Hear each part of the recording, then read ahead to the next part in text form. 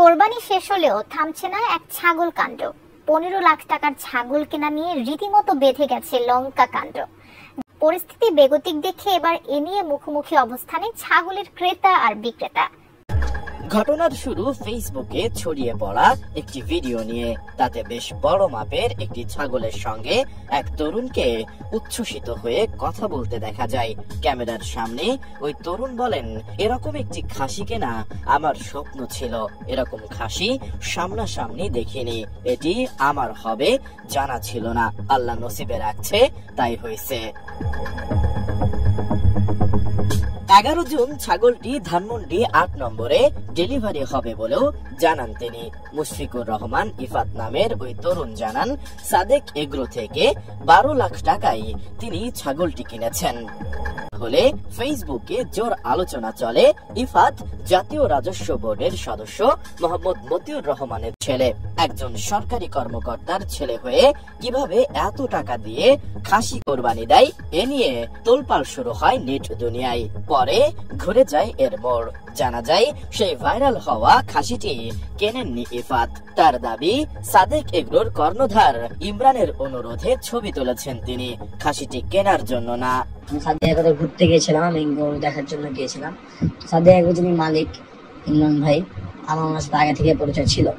তো উনি আমাকে বলে যে ইফাত, এটা যদি তুমি থাপ্পড় দাও, আমার যেহেতু উনি আমার কাছে, তো আমি ভাবছি থাপ্পড় দিতেই পারি, যদি তার দুটো উপকার হয় তাহলে আমার কিনতে অসুবিধা কোন জায়গায়, আমি তার কিনতেছি না, খালি মানুষকে দেখাবো।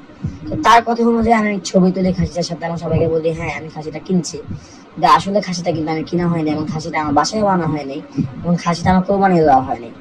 এটা ইতিমধ্যে আমি জানতে পারছি যে খাসিটা এখনো সাদেক এগ্রোতে আছে। পরে ইমরানের দাবি ধরে যোগাযোগ করা হলে সাদেক এগ্রোর মালিক ইমরান হোসেন জানান, খাসিটি 12 লাখে কেনার জন্য 1 লাখ টাকা বুকিংও দিয়েছেন ইফাত। পরে বিষয়টি ভাইরাল হলে আর খাসিটি নেননি তিনি। কোরবানির আগ পর্যন্ত এগ্রো থেকে বারবার যোগাযোগ করা হলেও রেসপন্স করেননি। বুকিং এর রিসিপ্ট দিয়ে আমি ছবি তুলে এলে আমার ছাগলটা অনেক ভাইরাল হয়ে যাবে।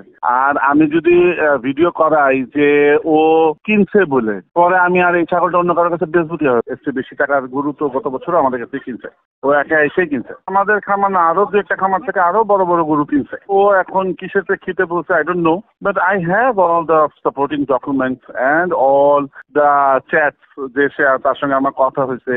আমি বলতে আমাকে টাকা দিচ্ছ না কেন, টাকা দাও। সে বলছে যে ভাইয়া আমি 12 তারিখের আগে টাকা দিয়ে গরুটা ডেলিভারি নিয়ে যাবো, ছাগলটা ডেলিভারি, সব চ্যাটিং আছে আমাদের।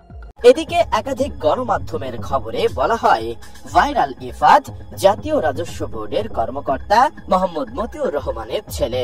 ইফাতের ফেসবুক ঘেটেও তার প্রমাণ মেলে। তবে এই আলোচনা এরই মধ্যে নতুন মোড় নিয়েছে। মোহাম্মদ মতিউর রহমান জানান, 12 লাখ টাকায় ছাগল কিনে ভাইরাল হওয়া মুশফিকুর রহমান ইফাত তার ছেলে নন। এ ব্যাপারে আইনি পদক্ষেপ নেবেন বলেও জানান তিনি।